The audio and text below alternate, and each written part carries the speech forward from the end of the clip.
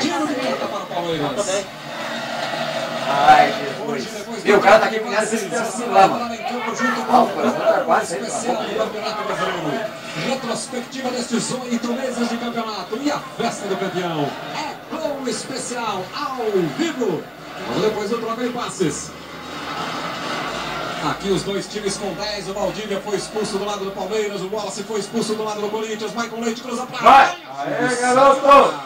Sai pra fazer a defesa o goleiro do Corinthians. É impressionante, a gente vê o torcedor gritando, cantando, mas quando a câmera fecha, é uma tensão só. Leandro Amaro. Entra aqui do lado direito o João Vitor. Chega dividindo ali o Fábio Santos. Paulinho ajuda. A sobra de bola do Jorge Henrique. Ele volta pro Paulinho. O Paulinho pro Fábio Santos. Calma, treinador, tá bom. Aí, vai. Toque pro Paulinho. Agora. Vai, garoto! Tenta arrancar aqui pelo lado esquerdo. Calma, Zé. Dominou. Manda de costas pro gol. Recomeça com o Jorge Henrique. O Jorge Henrique, a bola vem para o Fábio Santos. O Corinthians toca a bola dentro do campo de ataque.